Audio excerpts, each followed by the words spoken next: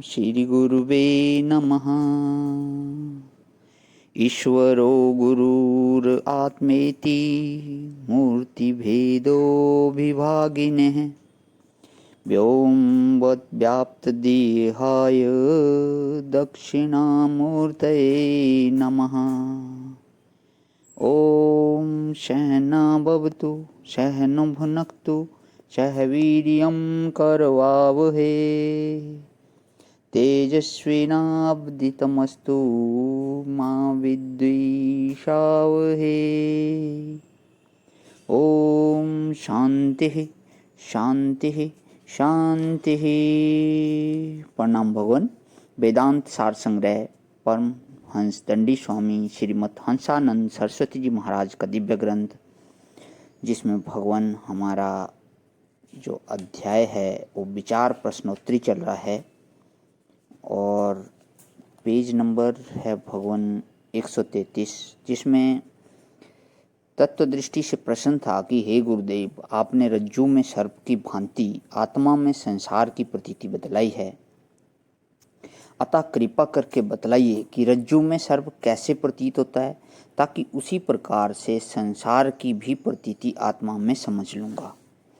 इसी के ऊपर इस सत्संग को आगे करते हुए पेज नंबर 134 से तो यहाँ पे आता है कि भी यदि कहो कि रस्सी के सामान्य रूप के ज्ञान से और विशेष रूप के अज्ञान से सर्प की प्रतीति होती है, परंतु आत्मा स्वयं प्रकाश है तथा सामान्य विशेष भाव से रहित है, वह कैसे ऐसा पूछे, तो उसका समाधान यह है कि मैं हूँ ऐसा सामान्य ज्ञान सर्व के अनुभव से सिद्ध है।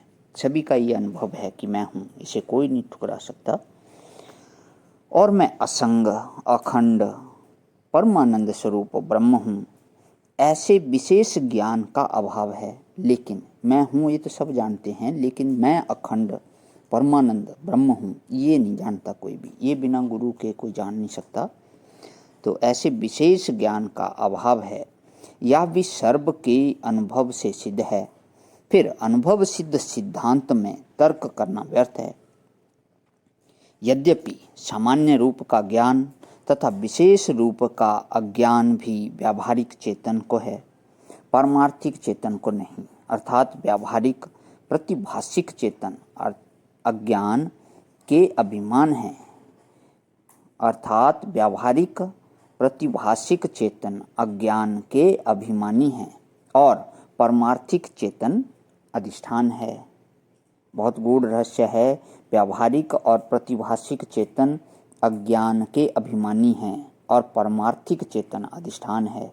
अतः सिद्ध हुआ कि जब रज्जु के सामान्य रूप का ज्ञान और विशेष रूप का ज्ञान होता है और पूर्व देखे हुए सर्प के ज्ञान जन्य संस्कार उदय होते हैं, तब वृत्ति उपहित चेतन निज स्वरूप की विस्मृति रूप अविद्या को क्षोभ होता है और उसके तमोगुण का परिणाम सर्प और सत्व गुण का परिणाम ज्ञान स्वप्नवत अनिर्वचनीय उत्पन्न हो जाता है। उसी प्रकार अपने निज स्वरूप के विशेष रूप के अज्ञान से और सामान्य रूप सद अंश के ज्ञान से तथा पूर्व काल में अनुभव किए हुए कल्पित दृश्य के संस्कारों के उदय होने पर अविद्या को क्षोभ होता है।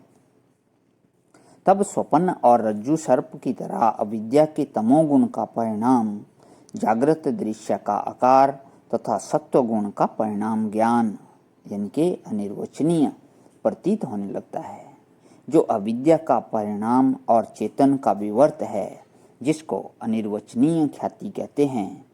अर्थात ज्ञान से संसार का अध्यास निवृत्त हो जाता है। इस कारण संसार को सत्य नहीं कह सकते।